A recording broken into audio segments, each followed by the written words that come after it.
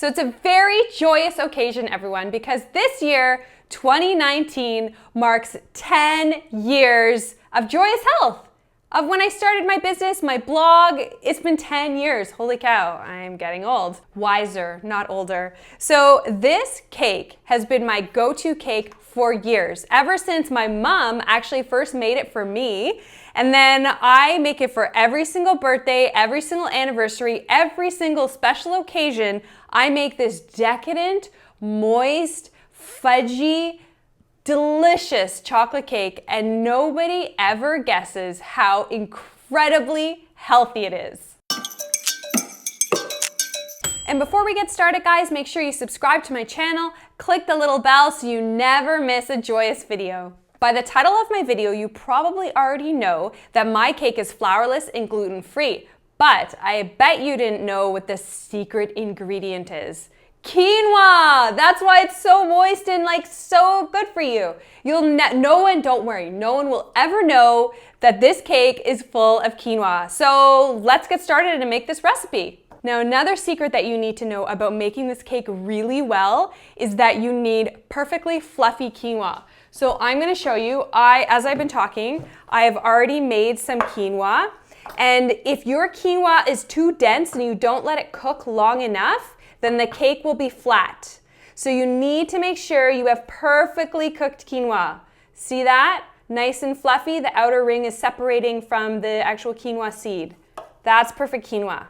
And I actually did a video, which you can check out, about how to make the perfect quinoa. Because even though quinoa is just like cooking rice, which is so easy, a lot of people have trouble with it. So I have made it easy for you. Now, when you combine all your ingredients together, you want to make sure that your quinoa has cooled. So see how there's lots of steam here? You do not want to be combining your quinoa when it is steaming hot. So we'll wait a couple minutes for it to cool. Now, this cake is so flavorful that honestly, you do not need icing. If you want to serve it with some ice cream, go for it. But if you really want icing, you could make like a coconut whipped ice cream, which would be oh so delicious, but you don't have to. Now, I like to make this cake in a spring form pan. All a spring form pan is, see, it has this little spring, pop it out, just makes it easier to take your cake out, but you could totally use a cake pan. You don't have to use a spring form pan if you don't want to. Now, my oven is set to 350 degrees. I'm gonna grease my pan. I'm gonna use some coconut oil to grease it. And then I'm also gonna line the bottom with parchment paper. It's just like a little hack. It just makes it so much easier to lift your cake up off the springform pan and put it onto a beautiful cake platter. But if you don't wanna use parchment paper, you don't have to. So I put coconut oil all around the sides so the cake doesn't stick at all. To the sides. And the nice thing about using coconut oil is then you can use it on your body after. You can slather it on your dry hands. It's so dry this time of year in Toronto. Okay, so another little hack I'm going to show you. So you get your parchment paper and you want to stretch it out to about the width of your cake pan. Okay, so put your parchment paper over top of the cake pan. Put the sides on like that, then just snap it closed, voila! Then all you're gonna do if you want is you're just gonna cut off the outside. You don't have to. If you wanna be lazy, don't cut off the outside, but I'm gonna cut off the outside. Guys, this cake is so easy because you literally put all of the ingredients into either a food processor or a blender, hit blend, pour into your cake pan, bake it, and you're done. It's so easy. So my first ingredient are my eggs. Now, I know what you're gonna ask me. You're gonna say, Joy, can I make this egg-free? Flourless cakes are hard to do egg-free. Eggs are really critical to this recipe because you know what? The quinoa really needs something to stick together. That being said, if you wanna try it with a flax egg, try with a flax egg and then report back to me and let me know. Next up is some vanilla. Vanilla always adds a beautiful flavor. I love using organic vanilla. I hardly ever measure. I don't even know why I'm measuring right now, but I'm just trying to be all professional here. Adding my vanilla. I like to eyeball stuff. There is no white sugar in this whatsoever. I'm actually using some maple syrup and some coconut sugar to sweeten this. Okay, so I like to use dark maple syrup, and I also recommend that you use real maple syrup. How do you know it's real maple syrup? Well, you read the ingredients and there should be no other ingredient other than maple syrup. Maple syrup, like really good quality maple syrup, actually has some minerals in it. I'm also going to add a little bit of coconut sugar.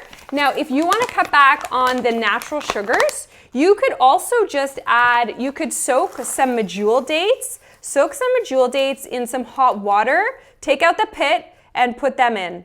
And they will add a nice natural sweetness. But you know what? Depending on the crowd, it all depends on the crowd who I'm serving this for. If I'm just making this for Walker, Vienna, and I, the three of us, that's my hubs behind the camera, and my daughter, then I actually will use less sugar. I like to use coconut milk or almond milk. Oat milk now is super popular, and I also really like the taste of oat milk because it has a really neutral flavor. Okay, here's where the good fat comes in. You need to put a good fat in this cake. Every cake is gonna have either butter or ghee or coconut oil. The traditional recipe on my blog does use melted coconut oil, but I actually really like this recipe with olive oil. Now you have to make sure, if you are using olive oil, that you're using a really good quality olive oil. Not all olive oil is created equal. If you're using a cheap, crappy olive oil, heating it to a high temperature is not a good idea. The temperature of my oven is only going to get up to 350 degrees, but the olive oil lends a really beautiful flavor and really helps it be moist. So olive oil or melted coconut oil, it really is up to you. Okay, now for the chocolate part. This is raw cacao, not cocoa powder. You could make this with cocoa powder, but use raw cacao. It is going to be higher in minerals like magnesium, and it's just better for you. It is chocolate in its most raw form. So we have a full cup of raw cacao in there, and now I'm going to add the quinoa, the secret ingredient for the moistness and the deliciousness. Okay, so now I need 2 cups of quinoa. That's 2 cups of cooked quinoa. So because everything's all going into the same food processor to be mixed, I'm not worried that I'm using this, well, it's not really that dirty. It had raw cacao in it, but this measuring cup. 1 cup of dry quinoa will yield over 2 cups of cooked, but you only need 2 cups, so that's why we're measuring. Okay, so we're gonna pour this into our food processor. Okay, and we need 1 more cup. See how nice and fluffy it is? And whatever leftover quinoa you have, you can make it into a salad. And by the way, this wonderful cake also makes really delicious cupcakes. So if you're, you know, want to send cupcakes to your kids' school, just make sure you don't have nut milk in it. You can make this cake nut-free. This is a great recipe to send to your kids' school because no kid will know that you've put quinoa in there. They'll be like, what? This is the best cake ever. Okay, so we have all of our ingredients in there, right? Did I forget anything? No, I did forget something. So it's good that I'm double checking with my brain. We have to put some baking powder and some baking soda. So 1, and we'll do another little half. And then the baking soda, 1 and a half. Okay, so we're just gonna pop on the top. And don't forget what I said before, that you can make this with a blender as well. This is a really nice texture here. Do you see how you can see little bits of quinoa? That's totally okay. If you want it even more blended than that, just blend it a little bit longer. Now you want to take out the blade because we're going to add some chocolate chips. Because who doesn't love chocolate chips after all? And it's nice to have a little crunch. Another really great addition that I make sometimes is I add chopped walnuts. And sometimes I also add dried cranberries. Oh, so good. And we'll just give it a little stir. And I didn't put these chocolate chips in before because I don't want to chop up all of the chocolate chips. Okay guys, now we're just gonna put it into our springform pan. Ooh, look at that. Just pour it in there. Just get it as evenly as possible. And then you can just use your spatula to spread it out to make sure it's nice and even.